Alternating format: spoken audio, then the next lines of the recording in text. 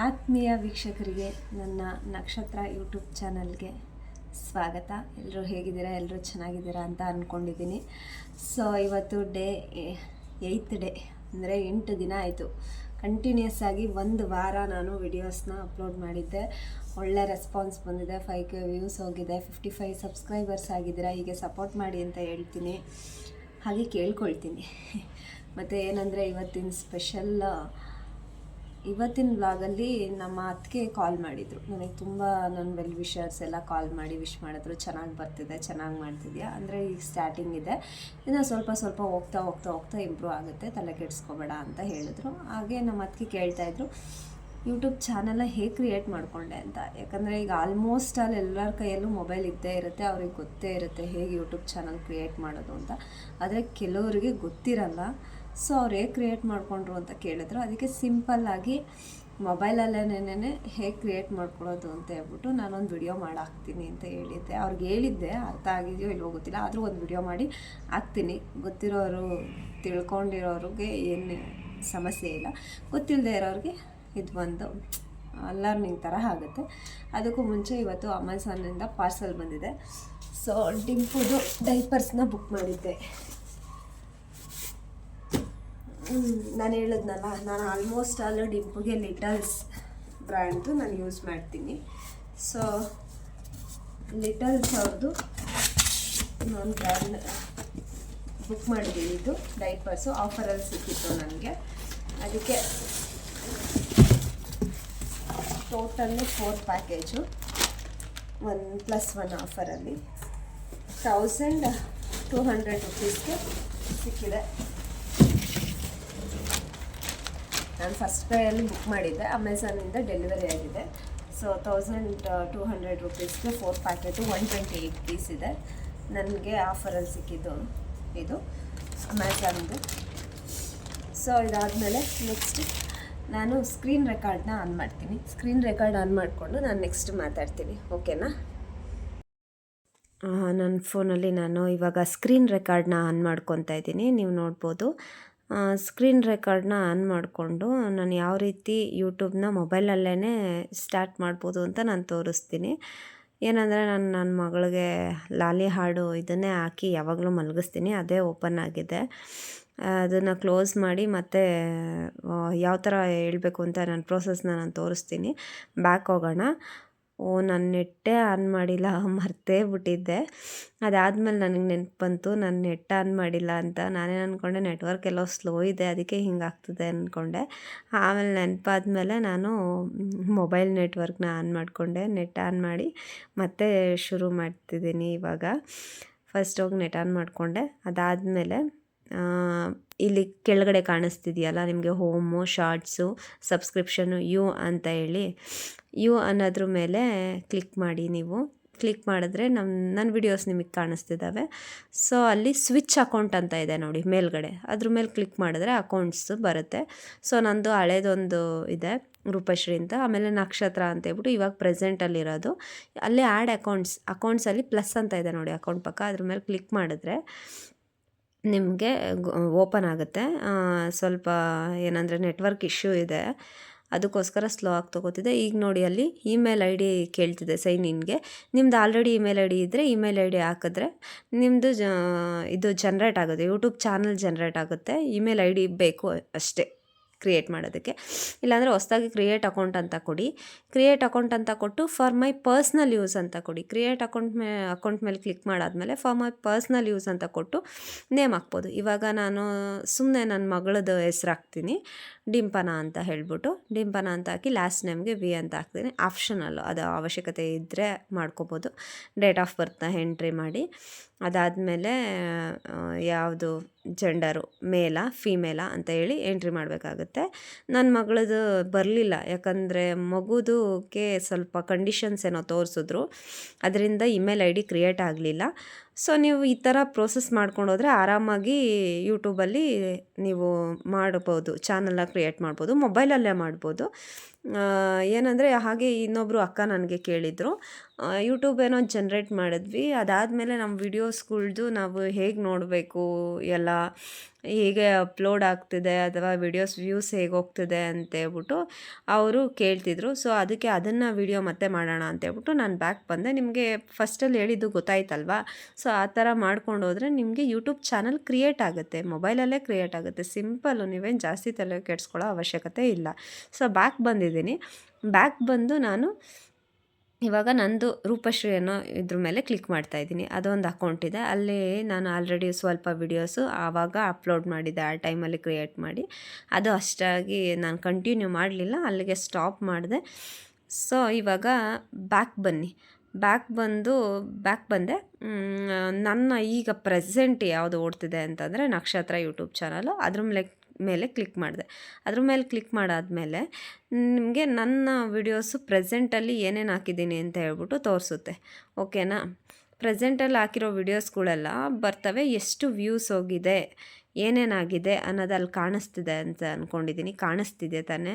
View channel ಕೊಟ್ಟರೆ ಅಲ್ಲೆಲ್ಲ ಕಾಣಿಸ್ತಿದೆ ನನ್ನ ವಿಡಿಯೋಗಳು, ಶಾರ್ಟ್ಸ್ ನಾನು ಹಾಕಿರೋವು, ಅವು ಕೂಡ ಕಾಣಿಸುತ್ತೆ. ನಿಮಗೇನಾದರೂ ಇನ್ನೊಂದು ಸತಿ ಕ್ಲಿಯರಾಗಿ ಗೊತ್ತಾಗಬೇಕು ಅಂತಂದರೆ ನೋಡಿ ಇನ್ನೊಂದು ಸತಿ ನೀವು.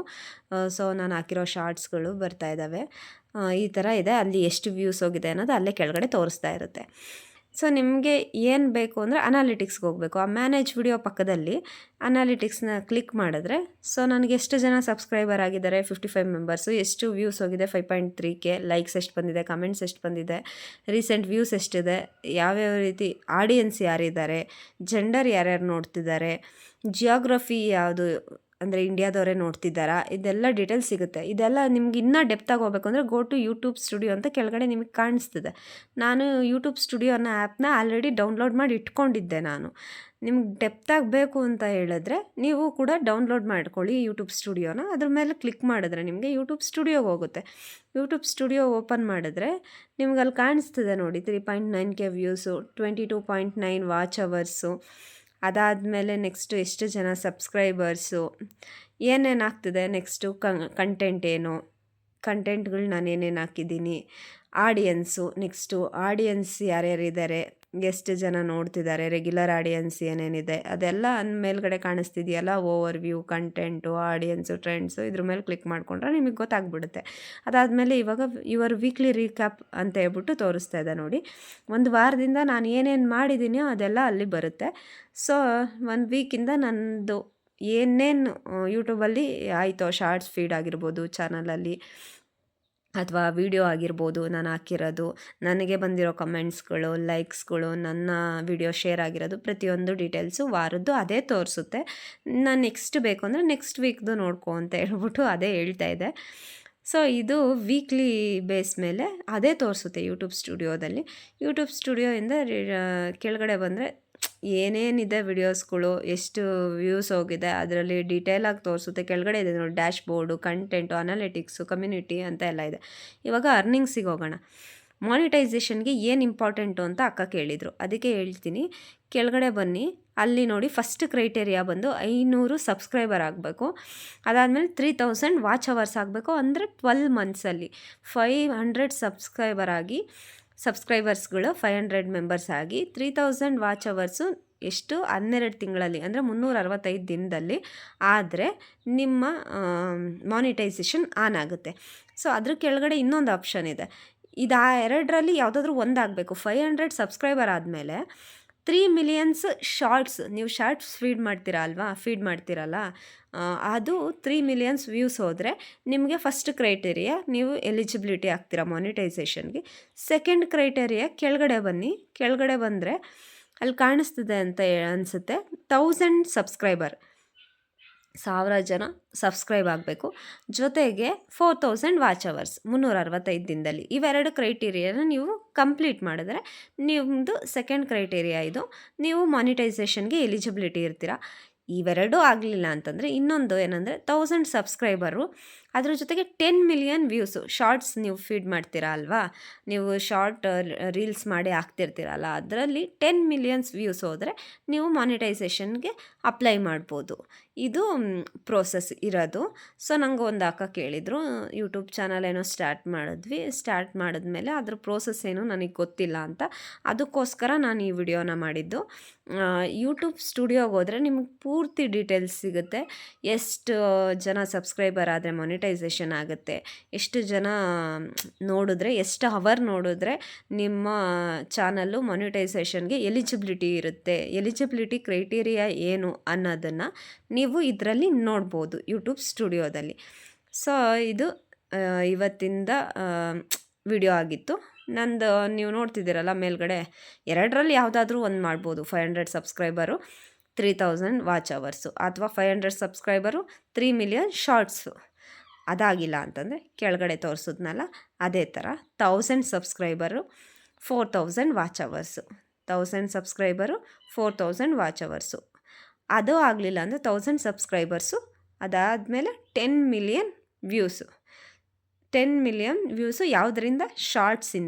ಶಾರ್ಟ್ಸಿಂದ ಬಂತು ಅಂತಂದರೆ ನೀವು ಮಾನಿಟೈಸೇಷನ್ಗೆ ಎಲಿಜಿಬಿಲಿಟಿ ಇದ್ದೀರಾ ಅಂತ ಇನ್ನೊಂದ್ಸಲಿ ನಾನು ತೋರಿಸ್ತೀನಿ, ನೋಡ್ಕೊಳ್ಳಿ. ನೀವು ಯೂಟ್ಯೂಬ್ ಸ್ಟುಡಿಯೋನ YT ಸ್ಟುಡಿಯೋ ಅಂತ ಹೇಳ್ಬಿಟ್ಟು ಆ್ಯಪು, ಅದನ್ನು ನೀವು ಡೌನ್ಲೋಡ್ ಮಾಡಿಕೊಂಡ್ರೆ ನಿಮ್ಗೆ ಡೀಟೇಲ್ಸ್ ಎಲ್ಲ ಸಿಗುತ್ತೆ. ನಿಮಗೆ ನೀಟಾಗಿ ಅದರಲ್ಲಿ ಕೊಟ್ಟಿರ್ತಾರೆ ಏನೇನು ಎತ್ತ ಹೇಗೆ ಇರುತ್ತೆ ಅಂತ ಹೇಳ್ಬಿಟ್ಟು ಅದನ್ನು ನೀವು ನೋಡ್ಬೋದು. ಅದ್ರ ಮೇಲ್ಗಡೆನೂ ನೋಡ್ಬೋದು ಮೆಂಬರ್ಶಿಪ್ಪು, ಇನ್ನು ಏನೇನೋ ಇದೆ ಎಕ್ಸ್ಟ್ರಾ ಎಲ್ಲನೂ. ಸೊ ಆಗ ಲೈಕ್ಸ್ ಯಾವುದು, ಕಮೆಂಟ್ಸ್ ಯಾವುದು, ನನಗೆ ಯಾವ್ಯಾವ ಬಂದಿದ್ದಾವೆ, ನಮ್ಮ ಏನೇ ಇದೆ ನನ್ನ ಚಾನಲಲ್ಲಿ ಅದರ ಡೀಟೇಲ್ಸ್ ಎಲ್ಲ ಸಿಗುತ್ತೆ. ಸೊ ನೋಡಿದ್ರಲ್ಲ ಯಾವ ಥರ ಅಂತ ಹೇಳ್ಬಿಟ್ಟು ಯೂಟ್ಯೂಬ್ ಚಾನಲ್ ಕ್ರಿಯೇಟ್ ಮಾಡ್ಕೊಳ್ಳೋದು ಅಂತೇಳಿ. ನನ್ನ ಸ್ಕ್ರೀನ್ ರೆಕಾರ್ಡಲ್ಲೇ ನಾನು ಹೇಳಿದ್ದೀನಿ. ಏನಂದರೆ ನಾನು ಪಾಪುಂದು ಕ್ರಿಯೇಟ್ ಮಾಡೋಕ್ಕೆ ಹೋದೆ, ಆದರೆ ಪಾಪುದು ತೊಗೊಳ್ಲಿಲ್ಲ. ಸೊ ಅದೇ ಥರ ಪ್ರೋಸೆಸ್ ಇರುತ್ತೆ. ಆ ಥರ ಪ್ರೋಸೆಸ್ಸಲ್ಲಿ ನೀವು ಮಾಡ್ಕೊಂಡು ಹೋದರೆ ಆರಾಮಾಗಿ ನಿಮಗೆ ಯೂಟ್ಯೂಬ್ ಚಾನಲ್ ಕ್ರಿಯೇಟ್ ಆಗುತ್ತೆ. ಅದಾದಮೇಲೆ ನೆಕ್ಸ್ಟು ಏನೇನು ಚಾನಲ್ ಕ್ರಿಯೇಟ್ ಮಾಡಿದ್ಮೇಲೆ ಕಂಡೀಷನ್ ಏನೇನಿದೆ ಮತ್ತು ಯಾವ್ಯಾವ ರೀತಿ ಇರುತ್ತೆ, ಮಾನಿಟೈಸೇಷನ್ ಆಗೋದಕ್ಕೆ ಏನೇನು ಕ್ರೈಟೇರಿಯಾ ಇದೆ ಎಲ್ಲ ನಾನು ನೀಟಾಗಿ ಎಕ್ಸ್ಪ್ಲೈನ್ ಮಾಡಿದ್ದೀನಿ. ಸೊ ಇದಾಗಿತ್ತು ಇವತ್ತಿನ ವ್ಲಾಗ್. ಎಲ್ರಿಗೂ ಧನ್ಯವಾದಗಳನ್ನ ತಿಳಿಸ್ತಾ, ನನ್ನ 8 ದಿನದ ಪಯಣ ಯೂಟ್ಯೂಬ್ ಜರ್ನಿಯಲ್ಲಿ ತುಂಬಾ ಪ್ರೀತಿ ಪ್ರೋತ್ಸಾಹ ಎಲ್ಲ ಸಿಕ್ಕಿದೆ. ಸೊ ನನಗೆ ಈಗ ಇನ್ನೂ ಜವಾಬ್ದಾರಿ ಜಾಸ್ತಿ ಆಗ್ತದೆ. ಒಳ್ಳೊಳ್ಳೆ ವಿಡಿಯೋ ಮಾಡಬೇಕು, ಇನ್ನೂ ಒಳ್ಳೆ ರೀತಿಯಲ್ಲೇ ವಿಡಿಯೋ ಮಾಡಬೇಕು ಅಂತ ಹೇಳ್ಬಿಟ್ಟು ನಾನು ಆದಷ್ಟು ಪ್ರಯತ್ನ ಪಡ್ತಾಯಿದ್ದೀನಿ. ಬೇರೆ ಥರ ಎಡಿಟಿಂಗ್ ಎಲ್ಲ ಟ್ರೈ ಮಾಡ್ತಾಯಿದ್ದೀನಿ. ನಾನು ಚೆನ್ನಾಗಿ ವಿಡಿಯೋಸ್ನ ಮಾಡಿ ಹಾಕಬೇಕು ಅನ್ನೋದು ನನಗಿನ್ನ ಹುಮ್ಮಸ್ಸು ಬರ್ತಾಯಿದೆ. ಹೀಗೆ ಎಲ್ಲರೂ ಸಪೋರ್ಟ್ ಮಾಡ್ತೀರಿ, ಸಬ್ಸ್ಕ್ರೈಬ್ ಮಾಡ್ಕೊಳ್ಳಿ, ಜೊತೆಗೆ ಕಮೆಂಟ್ ಮಾಡಿ, ಅದಾದಮೇಲೆ ಲೈಕ್ ಮಾಡಿ. ಇವಾಗ ಕಮೆಂಟ್ ಸೆಕ್ಷನಲ್ಲಿ ಅಂದರೆ ಯೂಟ್ಯೂಬಲ್ಲಿ ಹೊಸ ಇದು ಬಂದಿದೆ, ಹೈಪ್ ಅಂತ ಹೇಳ್ಬಿಟ್ಟು. ನಿಮಗೆ ಇಷ್ಟ ಆದರೆ ಆ ವಿಡಿಯೋನ ಹೈಪ್ ಮಾಡಿ ಅಂತ ಹೇಳ್ತಾ ಇವತ್ತಿನ ವ್ಲಾಗ್ನ ನಾನು ಇಲ್ಲಿಗೆ ಕಂಪ್ಲೀಟ್ ಮಾಡ್ತಾಯಿದ್ದೀನಿ. Thank you so much. ಎಲ್ರಿಗೂ ಧನ್ಯವಾದಗಳು.